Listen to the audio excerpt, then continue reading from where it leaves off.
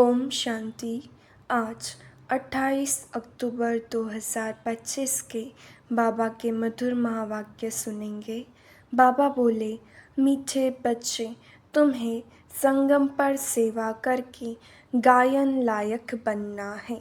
फिर भविष्य में पुरुषोत्तम बनने से तुम पूजा लायक बन जाएंगे। प्रश्न, कौन सी बीमारी जड़ से समाप्त हो तब पाप की दिल पर चढ़ेंगे? उत्तर, पहली पॉइंट, देह अभिमान की बीमारी। इसी देह अभिमान के कारण सभी विकारों ने महारोगी बनाया है। यह देह अभिमान समाप्त हो जाए तो तुम बाप की दिल पर चढ़ो। दूसरी पॉइंट, दिल पर चढ़ना है तो विशाल बुद्धि बनो, ज्ञान चिता पर बैठो, रूहानी सेवा में लग जाओ और वाणी चलाने के साथ साथ बाप को अच्छी रीति याद करो। गीत बजा, जाग सजनिया जाग। ओम शांति। मीठे मीठे रूहानी बच्चों ने गीत सुना। रूहानी बाप ने इस साधारण पुराने तन द्वारा मुख से कहा। बाप कहते हैं, मुझे पुराने तन में, पुरानी राजधानी में आना पड़ा। अभी यह रावण की राजधानी है। तन भी पराया है, क्योंकि इस शरीर में तो पहले से ही आत्मा है। मैं पराये तन में प्रवेश करता हूँ। अपना तन होता तो उसका नाम पढ़ता, हमारा नाम बदलता नहीं। मुझे फिर भी कहते हैं शिव बाबा। गीत तो बच्चे रोज सुनते हैं। नवयुग अर्थात नई दुनिया सतयुग आया। अब किसको कहते हैं जागो? आत्माओं को, क्योंकि आत्माएं घोर अंधियारे में सोई पड़ी है, कुछ भी समझ नहीं है, बाप को ही नहीं जानते। अब बाप जगाने आए हैं। अभी तुम बेहद के बाप को जानते हो, उनसे बेहद का सुख मिलता है। नए युग में सतयुग को नया कहा जाता है, कलयुग को पुराना युग कहेंगे।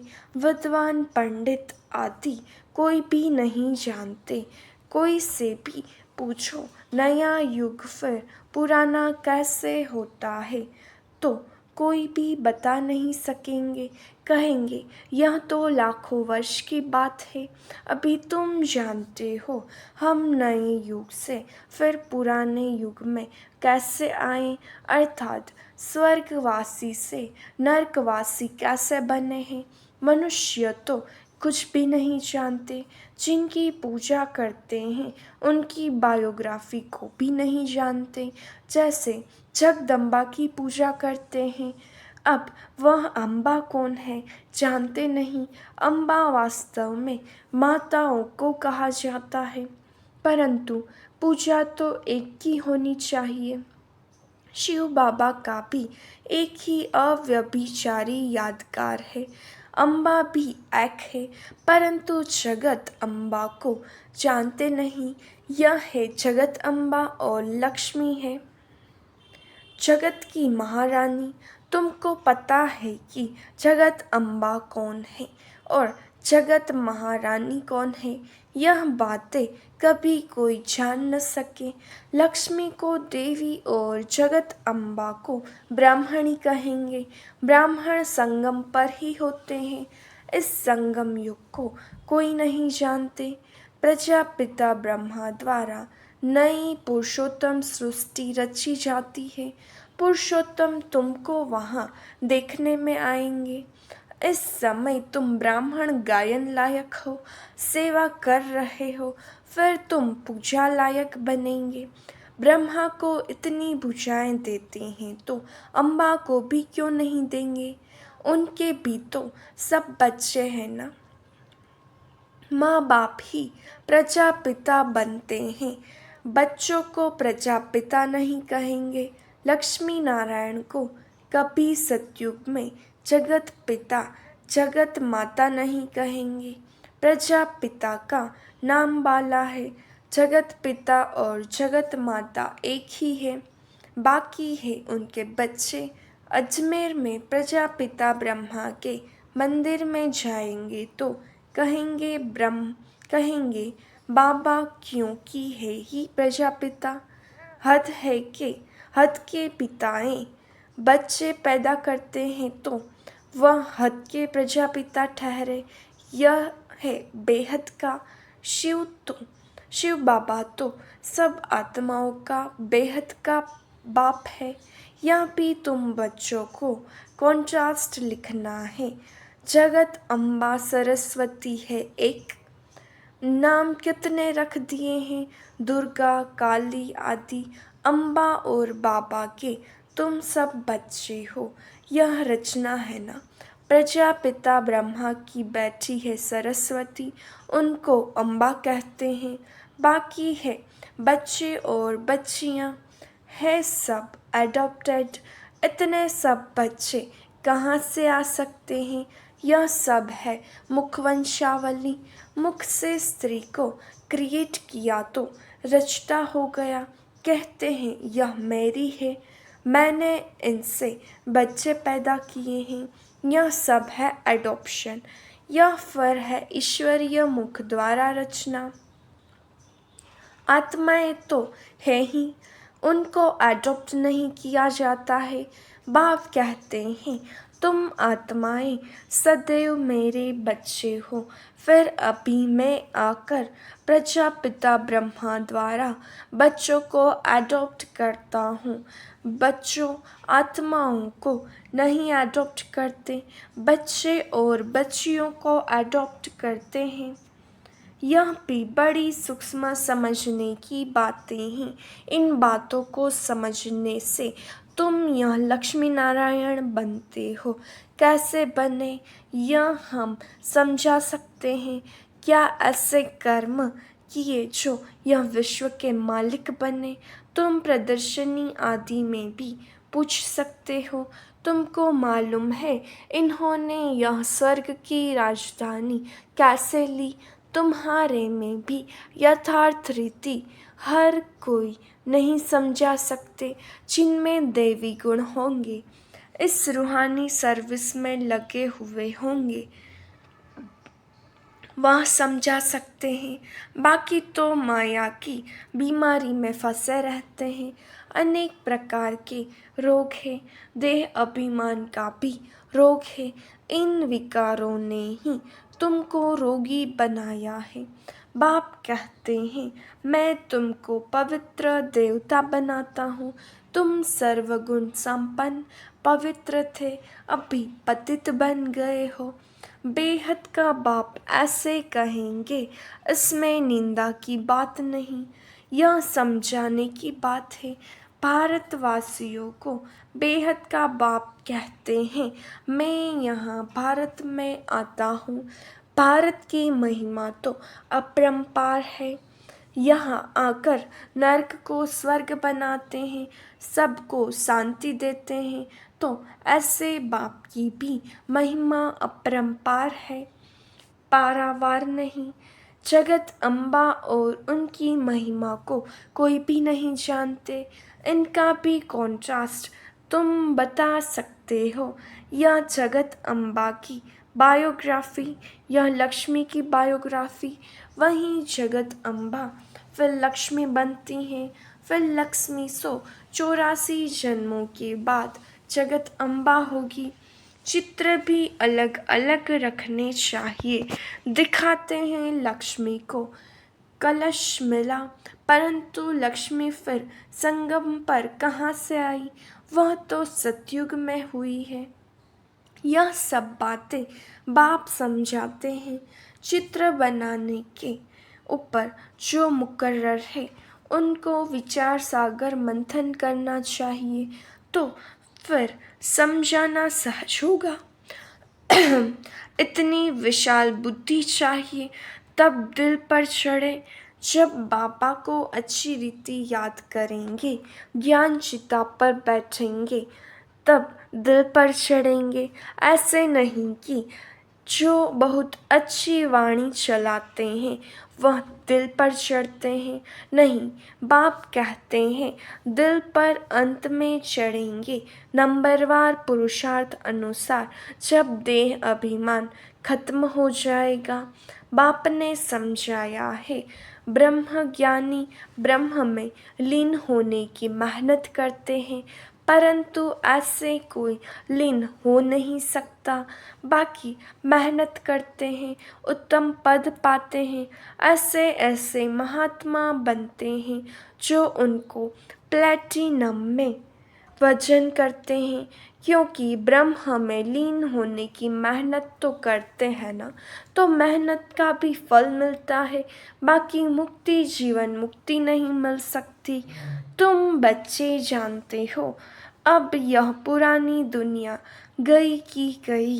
इतने बॉम्ब्स बनाए हैं रखने के लिए थोड़ी ही बनाए हैं। तुम जानते हो पुरानी दुनिया के विनाश के लिए यह बॉम्ब्स काम आएंगे। अनेक प्रकार के बॉम्ब्स हैं। बाप ज्ञान और योग सिखलाते हैं, फिर राज राजेश्वर डबल सिर ताज देवी देवता बनेंगे। कौन सा उच्च पद है? ब्राह्मण चोटी है, ऊपर में चोटी सबसे ऊपर है। अभी तुम बच्चों को पतित से पावन बनाने बाप आए हैं, फिर तुम भी पतित पावनी बनते हो। यह नशा है, हम सबको पावन बनाए राज राजेश्वर बना रहे हैं। नशा हो तो बहुत खुशी में रहे। अपने दिल से पूछो हम कितने को आप समान बनाते हैं। प्रजापिता ब्रह्मा और जगत अम्बा दोनों एक जैसे हैं। ब्राह्मणों की रचना रचते हैं। शूद्र से ब्राह्मण बनाने की युक्ति बाप ही बताते हैं। यह कोई शास्त्रों में नहीं है, यह है भी गीता का युग। महाभारत लड़ाई भी बरोबर हुई थी। राजयोग एक को सिखाया होगा क्या? मनुष्य की बुद्धि में फिर अर्जुन और कृष्ण ही हैं। यहाँ तो ढेर पढ़ते हैं, बैठे भी देखो कैसे साधारण हो। छोटे बच्चे अल्फ बे पढ़ते हैं ना, तुम बैठे हो तुमको भी अल्फ बे पढ़ा रहे हैं। अल्फ और बे यह है वर्षा। बाप कहते हैं मुझे याद करो तो तुम विश्व के मालिक बनेंगे। कोई भी आसुरी काम नहीं करना है, दैवी गुण धारण करने हैं। देखना है हमारे में कोई अवगुण तो नहीं है। मैं निर्गुण हारे में कोई गुण नहीं। अभी निर्गुण आश्रम भी है, परंतु अर्थ कुछ भी नहीं। निर्गुण अर्थात मेरे में कोई गुण नहीं है। अब गुणवान बनना तो बाप का ही काम है। निर्गुण अब गुणवान बनाना तो बाप का ही काम है। बाप के टाइटल की टोपी फिर अपने ऊपर रख दी है।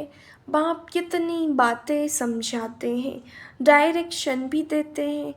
जगत अम्बा और लक्ष्मी का कॉन्ट्रास्ट बताओ।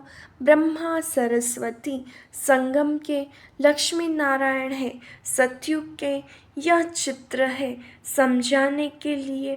सरस्वती ब्रह्मा की बेटी है।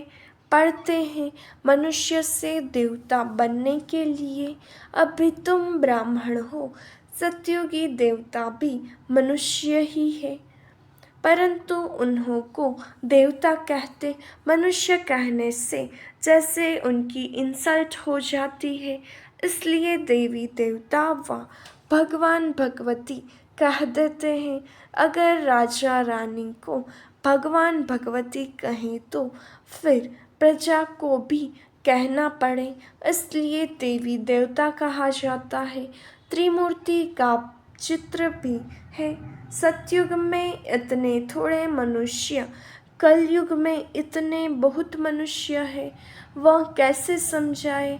इसके लिए फिर गोला भी जरूर चाहिए। प्रदर्शनी में इतने सबको बुलाते हैं, कस्टम कलेक्टर को तो कभी कोई ने निमंत्रण नहीं दिया है, तो ऐसे ऐसे विचार चलाने पड़े। इसमें बड़ी विशाल बुद्धि चाहिए। बाप का तो रिगार्ड रखना चाहिए। हुसैन के घोड़े को कितना सजाते हैं, पटका कितना छोटा होता है, घोड़ा कितना बड़ा होता है, आत्मा भी कितनी छोटी बिंदी है, उनका श्रृंगार कितना बड़ा है। यह अकाल मूर्त का तख्त है ना। सर्वव्यापी की बात भी गीता से उठाई है। बाप कहते हैं, मैं आत्माओं को राजयोग सिखलाता हूँ। फिर सर्वव्यापी कैसे होंगे? बाप टीचर गुरु सर्वव्यापी कैसे होंगे? बाप कहते हैं, मैं तो तुम्हारा बाप हूँ, फिर ज्ञान सागर हूँ। तुमको बेहद की हिस्ट्री जियोग्राफी समझने से बेहद का राज्य मिल जाएगा। देवी गुण भी धारण करने चाहिए। माया एकदम नाक से पकड़ती है, चलन गंदी हो पड़ती। फिर लिखते हैं, ऐसी ऐसी भूल हो गई, हमने काला मुंह कर लिया। यहाँ तो पवित्रता सिखाई जाती है। फिर अगर कोई गिरेंगे तो फिर उसमें बाप क्या कर सकते हैं? घर में कोई बच्चा गंदा हो पड़ता है, काला मुंह कर देता है, तो बाप कहते हैं, तुम तो मर जाते तो अच्छा है। बेहद का बाप भल ड्रामा को जानते हैं, फिर भी कहेंगे तो सही ना। तुम औरों को शिक्षा देकर खुद गिरते हो तो 1000 गुना पाप चढ़ जाता है। कहते हैं, माया ने थप्पड़ मार दिया। माया ऐसा घुसा मारती है जो एकदम अक्ल ही गुम कर देती है। बाप समझाते रहते हैं, आंखें बड़ी धोखेबाज है, कभी भी कोई विकर्म नहीं करना है। तूफान तो बहुत आएंगे, क्योंकि युद्ध के मैदान में होना पता भी नहीं पड़ता कि क्या होगा। माया झट थप्पड़ लगा देती है। अभी तुम कितने समझदार बनते हो। आत्मा ही समझदार बनती है ना। आत्मा ही बेसमझ थी, अब बाप समझदार बनाते हैं। बहुत देह अभिमान है में है, समझते हैं कि हम आत्मा हैं। बाप हम आत्माओं को पढ़ाते हैं। हम आत्मा इन कानों से सुन रही हैं। अब बाप कहते हैं, कोई भी विकार की बात इन कानों से न सुनो। बाप तुम्हें विश्व का मालिक बनाते हैं। मंजिल बहुत बड़ी है। मौत जब नज़दीक आएगा तो फिर तुमको डर लगेगा। मनुष्यों को मरने के समय भी मित्र संबंधी आदि कहते हैं ना। भगवान को याद करो या कोई अपने गुरु आदि को याद करेंगे। देहधारी को याद करना सिखलाते हैं। बाप तो कहते हैं, माँ में कम याद करो। यह तो तुम बच्चों की ही बुद्धि में है। बाप फरमान करते हैं, माँ में कम याद करो। देहधारियों को याद नहीं करना है। माँ बाप भी देहधारी है ना। मैं तो विचित्र हूँ, विदेही हूँ। इसमें बैठ तुमको ज्ञान देता हूँ। तुम अभी ज्ञान और योग सीखते हो। तुम कहते हो, ज्ञान सागर बाप द्वारा हम ज्ञान सीख रहे हैं। राज राजेश्वरी बनने के लिए ज्ञान सागर ज्ञान भी सिखलाते हैं, राजयोग भी सिखलाते हैं। अच्छा, मीठे मीठे सिखलाते बच्चों प्रति माता पिता बाप दादा का याद प्यार और गुड मॉर्निंग। रूहानी बाप की रूहानी बच्चों को नमस्ते। हम रूहानी बच्चों की रूहानी बाप दादा को याद प्यार नमस्ते गुड मॉर्निंग ओम शांति। शुक्रिया बाबा, शुक्रिया। धारणा के लिए मुख्य सार। पहली पॉइंट, समझदार बन, माया के तूफानों से कभी हार नहीं खाना है। आंखें धोखा देती है, इसलिए अपनी संभाल करनी है। कोई भी विकारी बातें इन कानों से नहीं सुननी है। दूसरी पॉइंट, अपनी दिल से पूछना है कि हम कितनों को आप समान बनाते हैं। मास्टर पतित पावनी बन सबको पावन राज राजेश्वर बनाने की सेवा कर रहे हैं। हमारे में कोई अवगुण तो नहीं है, देवी गुण कहाँ तक धारण किए हैं। वरदान, हर संकल्प व कर्म को श्रेष्ठ और सफल बनाने वाले ज्ञान स्वरूप समझदार भव। जो ज्ञान स्वरूप समझदार बनकर कोई भी संकल्प व कर्म करते हैं, वे सफलता मूर्त बनते हैं। इसी का यादगार भक्ति मार्ग में कार्य प्रारंभ करते समय स्वस्तिका निकालते हैं व गणेश को नमन करते हैं। यह स्वस्तिका स्वस्थिति में स्थित होने और गणेश नॉलेजफुल स्थिति का सूचक है।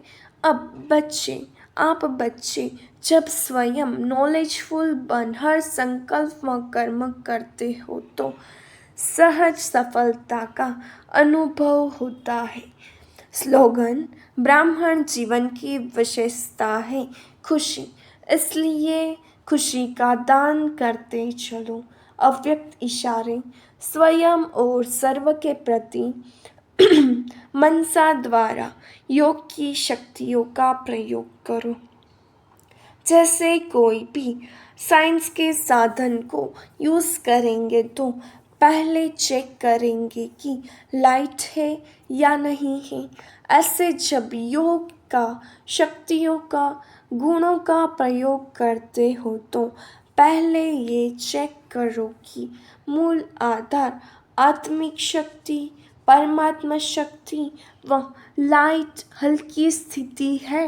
अगर स्थिति और स्वरूप डबल लाइट है तो प्रयोग की सफलता बहुत सहज पा सकते हो। अच्छा, ओम शांति।